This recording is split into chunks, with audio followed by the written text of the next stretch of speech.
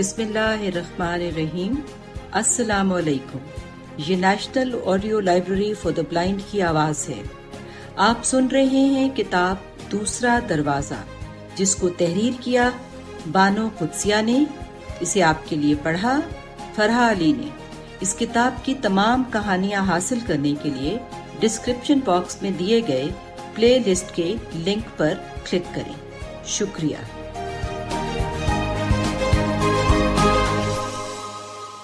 کہانی نمبر 11، ٹائیگرزم۔ گنے کے کھیت سے گیدڑ نکلا تو دور تک اسے ویرانی کا احساس ہوا۔ جنگل سے گرم ہوا کے جھونکے آ رہے تھے۔ کھیتوں سے جنگل تک کا علاقہ بنجر اور تڑخا ہوا تھا۔ وہ نظر بچاتا تڑخی زمین پر پھونک پھونک کر قدم دھرتا درختوں سے بھرے ہوئے علاقے کی طرف چلنے لگا۔ جنگل پھیلے ہوئے پہاڑ کی چوٹی تک چلا گیا تھا اور درخت یوں ڈالیاں پھیلائے کھڑے تھے جیسے سہیلیاں دائروں میں کھڑی ہوں۔ گیدڑ کے لیے یہ خاموشی عجیب سی تھی۔ وہ آج تک بول بلارے، میٹنگ، کمیونیکیشن، داؤ پلٹا، یہ پوائنٹ جیت، وہ پوائنٹ ہار، یہ پوائنٹ جیت کی زندگی بسر کر رہا تھا۔ وہ ہمیشہ کچھ ایسے انداز سے بات کرتا کہ نہ تو سننے والا مجروح ہوتا اور نہ ہی خود بحث ہارتا، لیکن آج وہ تھوڑا سا تسبسب میں تھا۔ جنگل کی فضا پہلے جیسی نہ تھی۔ میلوں پر پھیلا ہوا یہ علاقہ ٹکڑیوں میں بٹ گیا تھا۔ بندروں نے ترائی کی طرف بسیرا کر لیا تھا اور وہ کسی جانور کو اپنے علاقے میں گھسنے نہیں دیتے تھے۔ ہاتھی ترائی سے آگے دلدل پار چلے گئے اور پہاڑ سے ناتا توڑ لیا۔ زیبرے صحت مند جسموں کے ساتھ دولتیاں جھاڑتے پھرتے تھے اور کسی کو اپنے حصے کے جنگل میں رات گزارنے نہیں دیتے تھے۔ باقی جانور متحد تو تھے، پر علیحدگی کی باتیں سارے پہاڑ پر سارے درختوں تلے ہو رہی تھی۔ گیدڑ تباً تو ڈرپوک تھا، لیکن اسے معلوم تھا کہ شیر کا پنجہ اس درجے زخمی ہے کہ وہ جست لگانا تو درکنار سر اٹھا کر بھی دیکھنا گوارا نہیں کرتا، اور سارا دن پہاڑ کی چوٹی پر کچھار میں لیٹا کراہتا رہتا ہے۔ آہستہ آہستہ درختوں سے بچتا بچاتا لمبی گھاس میں سرسراتا وہ اوپر کی جانب چڑھنے لگا۔ گیدڑ کو معلوم تھا کہ شیر ناتاختہ ہو رہا ہے، شاید محبت سے نہ سہی خدا ترسی سے ہی پیش آئے۔ اس نے بغل میں اپنے کاغذات سنبھالے اور کچھار تک پہنچ گیا، لیکن اس میں جرت نہ ہوئی کہ وہ شیر کو پکارتا۔ شیر بادشاہ ہری گھاس پر ایک ٹنڈ منڈ درخت کے اوپر زخمی ہاتھ رکھے کچھ ہانپ رہا تھا، کچھ کرا رہا تھا۔ شاہ، میں ہوں، ادھر بستی سے آیا ہوں۔ کون؟ میں ہوں گیدڑ۔ تو آج تک تو پیش کیوں نہ ہوا اپنے کاغذوں سمیت؟ تیرے دبدبے کی وجہ سے۔ شیر نے لمبی کرہ بھری اور بولا، یہ بات نہیں ہے فریبی، تو ہمیشہ سے منتظر تھا کہ کب میرے نظام میں کوئی دڑاڑ پڑے، تجھے سوئی برابر درس ملے اور تو اپنے مشوروں کے زنبور سے میرا سارا نظام ادھیڑ کر رکھ دے۔ میں جانتا ہوں تو جیسے چاتروں کو۔ ایسے نہیں ہے آقا، میں تو بلکہ تجھ سے کچھ باتیں دلجوئی کی کرنے آیا ہوں، تجھے کچھ راستے سمجھانے آیا ہوں جس سے تو اپنے بکھرے ہوئے نظام کو سنبھالا دے سکے۔ اگر تجھے امداد کی ضرورت ہو تو میں حاضر ہوں، دوں گا اور ڈنکے کی چوٹ دوں گا۔ دیر تک شیر ایسی آوازیں نکالتا رہا جیسے دکھ سے ہنس رہا ہو۔ تو چونکہ اس جنگل کا بادشاہ نہیں، اس لیے میں تجھے پوچھتا ہوں، بھلا میرے نظام کے ٹوٹ جانے کی کیا وجہ ہوئی؟ میں تو چاہتا تھا کہ شیر اور بکری ایک گھاٹ میں پانی پئیں، بندر اور سانپ ایک شاخ پر سوئیں، ظلم نہ ہو، کوئی زیادہ کوئی کام نہ لے، بندر بانٹ نہ ہو، اللہ کی دھرتی پر سب ساتھ ساتھ رہیں۔ یہی تو تیری غلطی ہے، یہی تو تیرا قصور ہے، گیدڑ نے شہ پا کر کہا۔ شیر اپنے صحت مند پنجے کو گرے ہوئے تنے پر زور سے مار کر چنگاڑا۔ غلطی؟ انصاف سے رہنا غلطی ہے؟ اپنی ضرورت بھر چیز استعمال کرنا قصور ہے؟ خدا کی بستی میں فساد نہ پھیلانے کا خواب دیکھنا زیادتی ہے؟ گیدڑ نے چنگاڑ کی زد میں اپنی آنکھیں بند کر لی۔ اگر تو مجھ سے ٹھنڈے دل سے بات نہیں کرے گا تو میں بھاگ جاؤں گا۔ تو جانتا ہے اتنی اونچی آواز مجھ سے برداشت نہیں ہوتی۔ نہیں، ٹھہر جا، رک جا، کہ میرا پنجہ زخمی ہے اور تمام جانور بغاوت پر آمادہ ہیں۔ ہاں بتا، میری کیا غلطی تھی؟ میں نے کہاں ٹھوکر کھائی؟ تو اپنی رعایا کے مزاج سے واقف نہیں۔ یہ سب کے سب ضرورت بھر کھانا نہیں چاہتے، خواہش بھر کھانا چاہتے ہیں۔ تو چاہتا ہے کہ سب برابر کے حقدار ہوں۔ اے زیرک بادشاہ، تجھے اتنا تو علم ہونا چاہیے کہ جس کے پاس زیادہ ہوتا ہے وہ اپنی خواہش کے دباؤ میں کچھ دینا نہیں چاہتا، اور جس کے پاس کچھ نہیں ہوتا وہ صبر نہیں کرتا، اپنی خواہش کی وجہ سے زیادہ حاصل ہونے کا خواب دیکھتا ہے۔ تیرا یہ مطلب ہے کہ میرا ٹائگرزم محض یوٹوپیا تھا؟ تو یہ کہنا چاہتا ہے کہ جانور بنیادی طور پر خواہش کے اسیر ہیں، اور ڈنڈے کے بل اگر انہیں برابر کر بھی دیا جائے تو یہ کبھی برابر نہیں رہیں گی، ان کی خواہش انہیں ایسا نہیں کرنے دے گی۔ گیدڑ کھی کھی کر کے ہنسا۔ اب وہ شیر کی صحبت میں تگڑا محسوس کرنے لگا تھا۔ دیکھتا نہیں فطرت کہیں کہیں کتنی فیاض ہے اور کہیں کہیں کتنی کنجوس؟ دیکھتا نہیں کہ لہروں سے بھری مچھلیاں ٹنوں کے حساب سے ایک ویل مچھلی کا لقمہ بن جاتی ہیں؟ دیکھتا نہیں کہ فطرت کو انصاف پسند نہیں ہے؟ جب فطرت برابر بانٹ نہیں رہی تو کیسے یہ کام کرے گا؟ بتا کیسے؟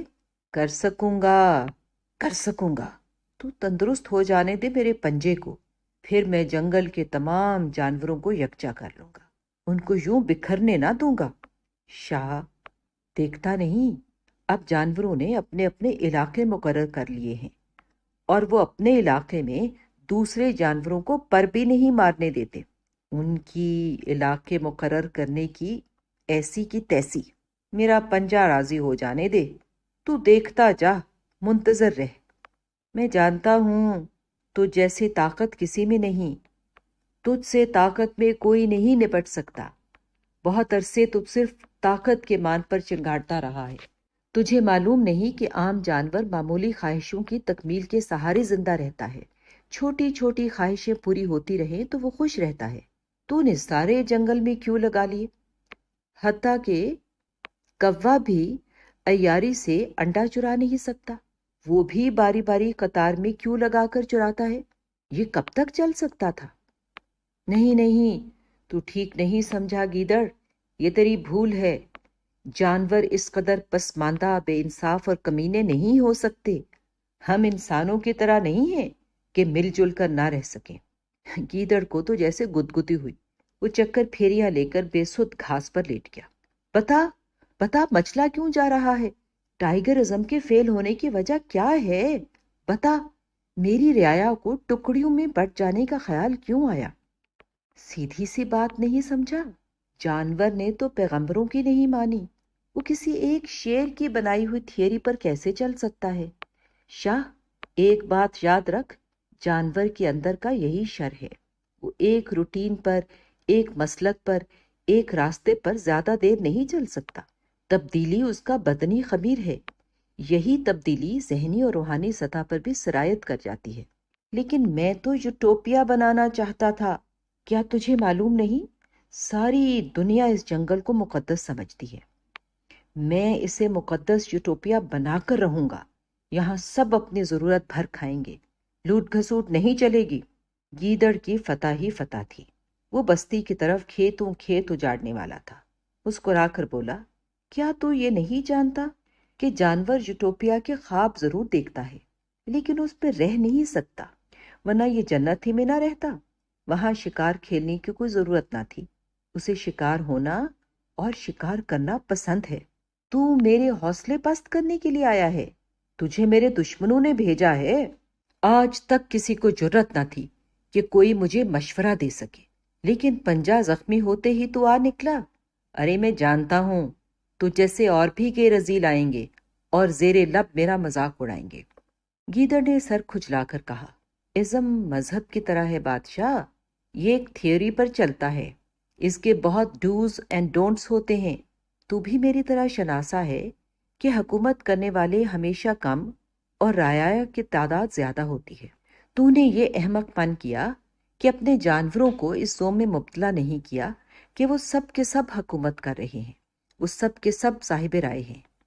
ازم میں بھی یہی خرابی ہے، بادشاہت کی طرح حکومت کرنے والے اور رعایا دو حصوں میں بٹ جاتے ہیں، پھر یا تو حکمران ہراساں رہتے ہیں یا رعایا، دونوں غلط سلط رہیں تو بات بنی رہتی ہے۔ دونوں اس بدگمانی میں رہیں کہ وہ حرف آخر ہیں تو کام کبھی چلتا ہے کبھی رک جاتا ہے، لیکن بند نہیں ہوتا۔ تیری دکانداری اس لیے بند ہوئی کہ تو نے جانوروں کے لیے محسوس کیا، ان کی بہتری چاہی، لیکن یہ پتہ نہیں کہ وہ کیا چاہتے ہیں۔ میری ساری قوت ان کے تحفظ کی سوچ میں خرچ ہوئی۔ تو نہیں جانتا کہ میں ساری ساری رات کس طرح پہاڑ کے چکر لگاتا رہتا ہوں، کہیں بستی کی جانب سے کوئی میرے جانوروں پر حملہ آور نہ ہو جائے۔ میں جانتا ہوں کہ یہ صرف وقتی علیحدگی ہے، میرے پنجے کو آرام آ گیا تو سب اکٹھے ہوں گے، ہاتھی دلدل پار نہ رہیں گے اور بندر گھاٹ بھر پھر جنگل کا حصہ ہوں گے۔ تجھے ایک راز کی بات بتاؤں بادشاہ؟ بتا۔ تو نے کبھی انسان کو دیکھا؟ ہمارے ساتھ ہی تو جنگل سے نکالا گیا ہے، کیا میں اسے نہیں جانتا؟ گیدڑ شیر کے پاس ہو بیٹھا۔ تو جانتا ہی ہے انسان کا ایک خدا تھا۔ ہاں، وہ انسان کی رہنمائی کے لیے پیغمبر بھی بھیجا کرتا تھا۔ ہاں، میں نے سنا ہے یہ پیغمبر بھی بھولے لوگ تھے، گلی گلی گھوم پھر کر انسان کو سمجھایا کرتے تھے، پر انسان اپنی کھوپڑی سے کام لینے کا عادی ہے، وہ مانتا کسی کی نہیں، اور جان بھی لے تو تادیر اس پر عمل نہیں کر سکتا۔ ان باتوں کا ٹائیگرزم سے کیا تعلق ہے بھلا؟ بتاتا ہوں، سمجھاتا ہوں۔ پہلے انسان نے وہ ریچولز نکال پھینکے جو ان کے مذاہب کی شناخت تھے، پھر آہستہ آہستہ ان باتوں سے منحرف ہو گئے جو پیغمبروں نے سکھائی تھی۔ کیا تو اپنے جنگل میں نہیں دیکھتا؟ بھالو کی قبر پر اب کوئی پھول نہیں ہوتا، 12 سنگے کے بت کو انہوں نے توڑ پھوڑ کر ایسے پھینک دیا ہے کہ اس کے سینگ ریت میں دھس گئے ہیں۔ میں سب کو ٹھیک کر دوں گا، میرے پاس ابھی ایک حربہ باقی ہے، تو نہیں جانتا میں نے وہ ہتھیار چھپا کر رکھا ہے۔ مثلاً میرے پاس ایک ازم باقی ہے، میں انہیں نیشنلزم کے جھنڈے کے نیچے جمع کروں گا۔ ہر جنگل کا باسی آخر جنگل سے پیار کرتا ہے، وہ اس لفظ کے سحر سے بچ نہیں سکتے۔ گیدڑ بہت دیر ہنستا رہا، پھر بولا، میں بستی سے آتا ہوں آقا، وہاں کی دنیا اور ہے، تو نہیں جانتا۔ وہاں کچھ ایسی بستیاں ہیں جنہیں تھرڈ ورلڈ کہتے ہیں، وہاں آج کل نیشنلزم کا بھوت پھرتا ہے، لیکن میں جانتا ہوں تجھ میں تو اتنی جان بھی نہیں کہ اسی لفظ میں روح پھونک دے۔ جانے دے، شکست کو قبول کر اور ان کو ان کی مرضی کی راہ پر جانے دے۔ ایسی 2-4 بات سن کر شیر کی کھال بدرنگ سی ہو گئی۔ تو کیا تجھے یقین ہے کہ میرا ٹائیگرزم اب نہیں چل سکتا؟ میں ایسا دیس نہیں بنا سکتا جہاں ایک جانور دوسرے جانور پر ظلم نہ کر سکے؟ ہاں شاہ، مجھے یقین ہے تو فیل ہو چکا ہے، لیکن ساتھ ساتھ میں یہ بھی جانتا ہوں کہ تو بے قصور ہے، کیونکہ تو نے ہمیشہ بھوک مٹانے کو شکار کیا ہے اور خواہش کے تحت کبھی جانور نہیں مارا۔ تو کیا میرا یوٹوپیا خواب رہے گا؟ گیدڑ نے شاستری بن کر کہا، ہے راجا، کیسی بھول ہے تیری؟ ایک بات میں تجھے بتاؤں، میں انسانوں کی بستی سے آیا ہوں اور وہ تیرے جانوروں سے مختلف نہیں ہے۔ پتہ ہے، جنت سے نکل کر جب انسان دنیا میں آیا تو اس کے اندر ہی سے کچھ پیغمبر پیدا ہوئے۔ جب ظلم بڑھتا، فساد جڑیں پکڑتا، وہ پیغمبر اسے یہی سمجھاتا کہ خواہش کا اتباع نہ کرنا، کسی اور پر دنیا تنگ نہ کرنا، یہ خواہش ہی تمہیں مروائے گی۔ بڑے پیغمبر آئے، بڑے مذاہب پھیلے، سب کی بنیاد ایک تھی، پر کسی بستی نے ان کی مرضی کا یوٹوپیا نہ بنایا۔ تو چل کر دیکھ لے، خواہشوں کا کیسا میلہ لگا ہے بستی میں، ان کو پورا کرنے کے لیے ایک لمبی عمر بھی کافی نہیں۔ شیر نے اپنے عیال میں پنجہ پھیرا، اس کے اندر سارے خواب تلائی میں نہیں آ رہے تھے۔ اپنے زخمی پنجے پر نظر مار کر وہ سمجھ گیا کہ اب صرف طاقت سے جانور سمجھنے کے قابل نہیں ہے۔ جینے کی خواہش، زندگی سے پیار، شیر بکری کو ایک گھاٹ میں پانی پلانے کے خواب ایک ثانیے میں تڑک گئے۔ پھر اس زندگی کا فائدہ اگر خواب کی تعبیر ہی نہیں تو پھر خواب دیکھنے سے حاصل؟ گیدڑ نے لمبی جمائی لی، وہ سخن سازی کا بادشاہ تھا، اس نے آج تک بڑے بڑے مسئلے گفتگو سے سلجھائے تھے، اتنا بڑا میدان مار لینے پر اسے فتح کا احساس ہو رہا تھا۔ گرم جوشی سے آگے بڑھا اور شیر سے نظریں ملا کر بولا، ایک بات ہے آقا، کہوں؟ کہہ دیکھو۔ بس ویسے تو میرے پاس اپنی بات کو مضبوط کرنے کے لیے کوئی دلیل نہیں، پر میرے من لگتی ہے، تو اسے میرا کشف سمجھ لی۔ یہ بکری اور شیر والا خواب جو تو دیکھتا ہے، اسے پورا کرنے میں ابھی دیر ہے، کیونکہ اللہ کی مشیت ایسے ہی چاہتی ہے۔ اللہ نے دنیا کو اسی ڈھپ پر بنایا ہے، زیادہ ہمیشہ خواہش کے تابع زندگی بسر کرتے ہیں۔ تو میرے ساتھ چل، اپنی آنکھ سے دیکھا، تیرے جانور انسان سے کچھ مختلف نہیں ہیں، اور انسان اپنی کمزوریوں اور خواہشوں کے سہارے جیتا ہے، لیکن ایک چھوٹی سی ٹکڑی، ایک گنتی کا گروہ، چند لوگ ہر وقت ارتقا کرنے میں سفر کرتے ہیں۔ وہ خواہش سے ضرورت تک ارتقا کرتے ہیں اور بڑے گروہ کے لیے فلاح کا خواب دیکھتے نہیں تھکتے۔ دیکھ شاہ، تمام ازم فیل ہوتے رہتے، آگے بھی ہوں گے۔ مذہب پر چوٹ پڑتی رہی ہے، پڑتی رہے گی، لیکن چھوٹی ٹکڑی کا ارتقا جاری رہتا ہے۔ خواب منتشر ہو جاتا ہے، لیکن پھر کسی اور چھوٹی ٹکڑی کسی اور چھوٹے گروہ میں جنم لیتا ہے۔ تو مایوس نہ ہو، دل میلا نہ کر۔ ارتقا کرنے والے، خواب دیکھنے والے، فلاح چاہنے والے بھیڑ میں نہیں ملتے، زیادہ نہیں ہوتے، پر ہوتے ضرور ہیں۔ وہ وقت ضرور آئے گا جب شیر اور بکری اپنی مرضی سے، دیکھ میں پھر کہتا ہوں، اپنی مرضی سے ایک ہی گھاٹ پر پانی پئیں گے، لیکن ابھی وقت دور ہے۔ وہ وقت آئے گا جب بندر سب کچا پکا پھل توڑنے کے بجائے ضرورت بھر کھائیں گے، ہاتھی خوشی سے لدھر، گلہری اور خرگوش کے لیے شاخیں اٹھائیں گے۔ لیکن وہ وقت دور ہے، ابھی تو عام آدمی کو، بڑے گروہ کو، بھیڑ کو اپنے پنجے کے زور سے خواہش کرنے سے منع نہیں کر سکتا، لیکن جس طرح تو اکثریت کو خواہش کے پنجے سے چھڑا نہیں سکتا، ایسے ہی تم آنکھوں سے برابری اور ارتقا کا خواب بھی چھین نہیں سکتا۔ ابھی ایک مدت تک یہی کچھ ہوتا رہے گا، لیکن کب تک؟ کب تک آخر؟ آسمان کی طرف نگاہ اٹھا کر گیدڑ نے کہا، جب تک وہ چاہے گا، وہ ہر میچ کا ریفری جو ہوا۔ اور تب تک کیا ہوگا؟ تب تک آقا بندر بانٹ ہوگی، نفسا نفسی، آپا دھاپی، خون خرابہ ہوگا۔ شیر نے اپنے خوابوں کی گلک دور کچھار میں پھینک دی، زور لگا کر اٹھا اور چڑھائی کی طرف جانے لگا۔ کہاں جاتا ہے آقا؟ دیکھ گیدڑ، تو گواہ رہنا کہ اس مقدس پہاڑی پر میں نے بھی ایسا ہی ایک خواب دیکھا۔ میں چاہتا تھا کہ سب جانور برابر ہوں، چھوٹی گلہری سے بڑے مستک والے ہاتھی تک سب ضرورت بھر کھائیں، لیکن آج مجھے پتا چلا کہ اس خواب کو صرف میں دیکھ رہا تھا۔ مجھے معلوم نہیں تھا کہ برابری کا خواب اکثریت نہیں دیکھتی۔ گلہری تو ہاتھی بننا چاہتی ہے، خرگوش تو خرگوش رہنا نہیں چاہتا، پھر ضرورت بھر کھانے کا خواب کیسے پورا ہوتا؟ صبح کا ہلکا سا نور پہاڑ کے پیچھے سے ابھر رہا تھا، آسمان اس روشنی میں نظر آنے کی کوشش میں تھا۔ شیر کے لیے چلنا مشکل تھا، لیکن وہ زخمی پنجہ اٹھائے چلتا رہا۔ گھاس میں اس کی بدن کی سرسراہٹ سے کیڑے مکوڑے ادھر ادھر بھاگنے لگے۔ کچھ دیر بعد پہاڑ کی چوٹی پر پہنچ کر شیر نے بڑے پتھر پر اپنا جسم تولا، نیچے دور پتھروں سے اٹا چھوٹا سا نالا دیکھا، ہوا میں زخمی پنجہ لہرایا اور سر کے بل چھلانگ لگا دی۔ گیدڑ نے آنکھیں بند کر لی۔ چند ہی لمحوں بعد شیر کی لوتھ پتھروں پر پڑی تھی اور اس کی مٹی رنگی کھال پر جا بجا خون کے دھاگے چل رہے تھے۔ دور بستی کی جانب سے ایک شعلہ سی آواز آذان دے رہی تھی۔ اس آذان کی آواز نے آسمان پر کہیں کہیں امید کے ستارے ٹانگ دیے ہیں۔